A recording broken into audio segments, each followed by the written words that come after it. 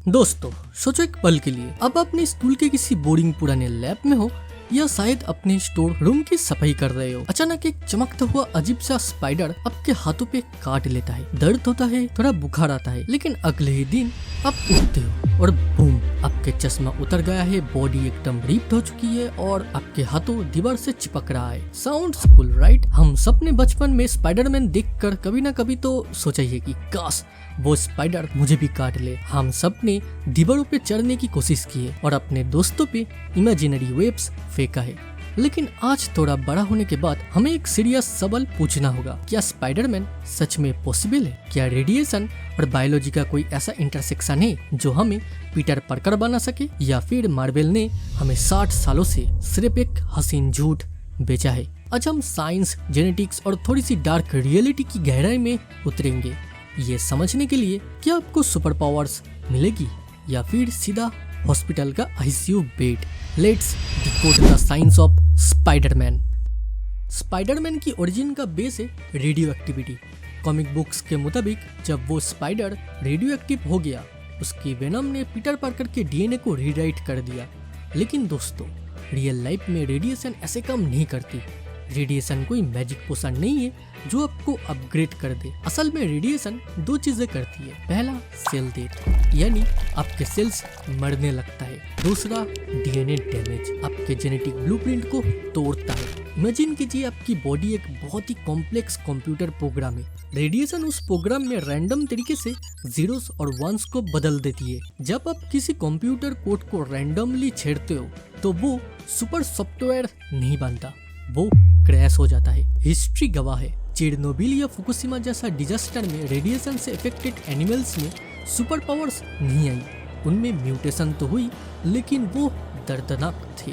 2 sir वाले बच्चे, कमजोर हड्डियां और सबसे कॉमन कैंसर। रेडिएशन से म्यूटेशन होने का मतलब है सेल का आउट ऑफ कंट्रोल ग्रो होना।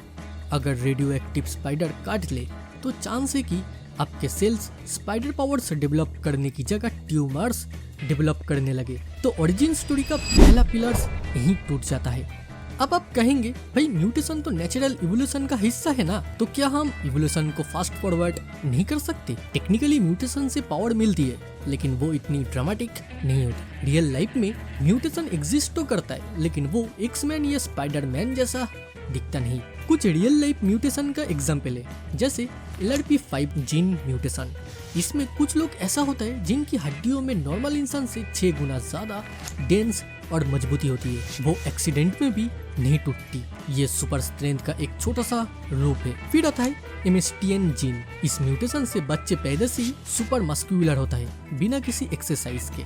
और तो टेट्रोक्रोमेसी को कैसे भूल सकते हैं? इसमें कुछ औरतें ऐसा होती है जो नॉर्मल इंसान से 100 गुना ज्यादा कलर्स को देख सकती है। लेकिन यहाँ एक बहुत ही बड़ा बट है, ये म्यूटेशन हजारों सालों में धीरे धीरे होती है। एक स्पाइडर के काटने से आपके ट्रिलियंस ऑफ सेल्स का डीएनए ओवरनाइट बदल जाना, ये बायोलॉजी का बेसिक लॉस के खिलाफ है। हमारी बॉडी में एक प्रोसेस होता है जिसे होम्योथेसिस कहता है। हम सब की बॉडी चेंज को रेजिस्ट करता है। अगर कोई बाहर का वायरस या वेनम हमारे डीएनए को बदलने की कोशिश करेगा तो हमारी इम्यून सिस्टम उसे तबाह कर देगा। तो जब तक आपका पूरा इम्यून सिस्टम ही बदल ना जाए, जो कि मौत है, तब तक आपके डीएनए ट्रांसफॉर्म नहीं हो सकता। लेकिन रुकिए, साइंस ने हार नहीं मानी है। अगर हम रेडिएशन पे डिपेंड नहीं कर सकते तो हम डायरेक्ट एडिटिंग तो कर ही सकते हैं ना। CRISPR-Cas9 ये मॉडर्न साइंस का सबसे बड़ा चमत्कार है।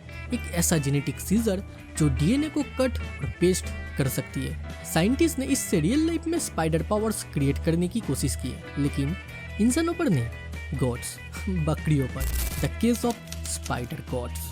यूटा स्टेट यूनिवर्सिटी के साइंटिस्ट ने स्पाइडर के सिल्क प्रोड्यूसिंग जीन को बकरियों के डीएनए में बदल दिया। रिजल्ट ऑफ विच उन बकरियों के मिल्क में स्पाइडर सिल्क प्रोटीन निकलने लगा। ये सिल्क स्टील से काफी ज्यादा मजबूत था।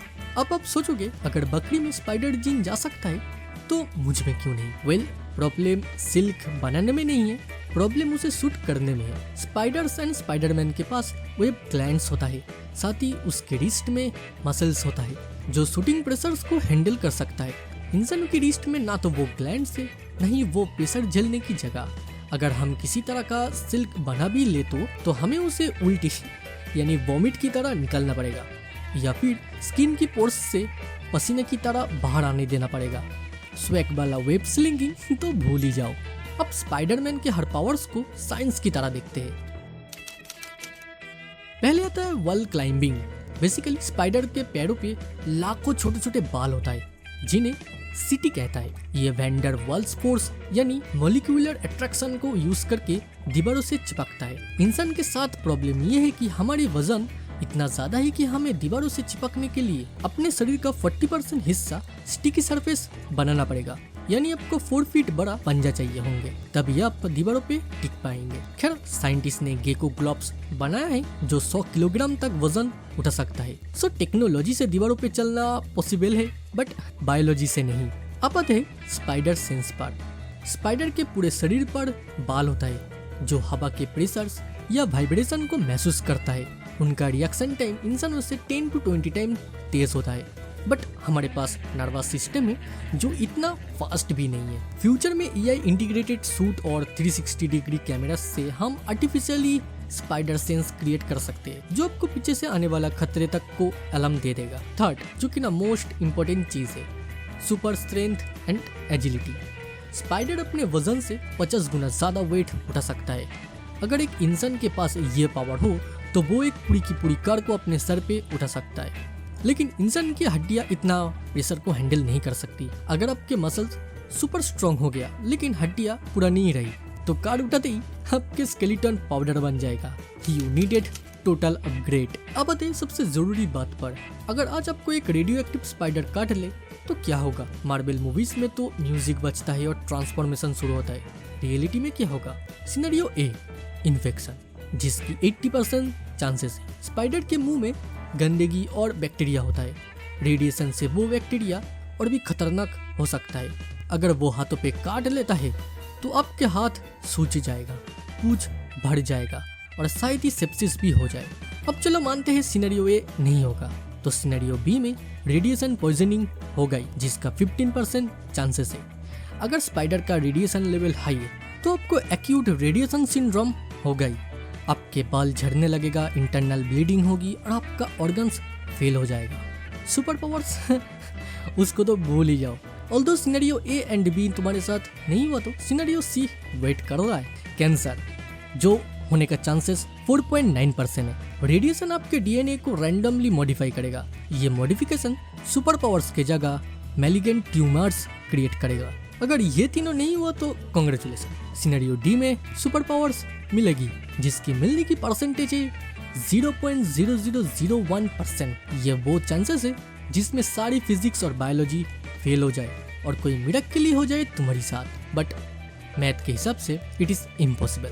रियलिटी में रेडियो एक्टिव बाइट्स हुआ तो केमोथेरेपी सेशन से बच नहीं सकते। तो क्या कंक्लूजन है? क्या स्पाइडरमैन कभी बन पाएंगे बायोलॉजी से? जी आंसर सैड है बट सच है, हम कभी नहीं बन सकते। हमारी शरीर इतनी तेज से बदलने के लिए नहीं बना है, लेकिन टेक्नोलॉजी से of course it is possible. आज हमारे पास एक्सोस्केलेटन है जो हमें सुपर स्ट्रेंथ देता है। हमारे पास सिंथेटिक सिल्क है जो बुलेट प्रूफ वेस्ट में यूज होता है। हमारे पास VR और सेंसर है जो स्पाइडर सेंस का काम करता है। आने वाले 50-100 सालों में शायद कोई रियल लाइफ सुपर हीरोज हो जिसके पास स्पाइडरमैन जैसा ही पावर हो, लेकिन वो बायोलॉजी से नहीं इंजीनियरिंग से बना होगा। वो एक इंसान होगा जिसने टेक्नोलॉजी को अपने स्किन की तरह ही बना लिया होगा। तो दोस्तों, मॉरल ऑफ द स्टोरी क्या है? स्पाइडरमैन एक इंस्पिरेशन है, कोई गोल नहीं। अगर कल को कोई स्पाइडर आपको काट ले तो दीवार से चिपकने की कोशिश मत करना, सीधा डॉक्टर के पास भाग के जाना, क्योंकि रियल वर्ल्ड में सुपर हीरोज बनने के लिए स्पाइडर बाइट नहीं, मेहनत और दिमाग की जरूरत है। आपको क्या लगता है, क्या कभी कोई ऐसा टेक्नोलॉजी आएगा जो हमें सच में दीवारों पे चलने सिखा दे? कमेंट में बताओ। और हाँ, अगर वीडियो पसंद आया तो लाइक करो और उन दोस्तों को शेयर करो जो आज भी रेडियो एक्टिव स्पाइडर ढूंढ रहा है। मिलते हैं अगले वीडियो में, तब तक स्टे क्यूरियस, स्टे सेफ, क्योंकि भाई हीरो बनने में और हड्डी तुड़वाने में सिर्फ स्पाइडर बाइट का ही फर्क है।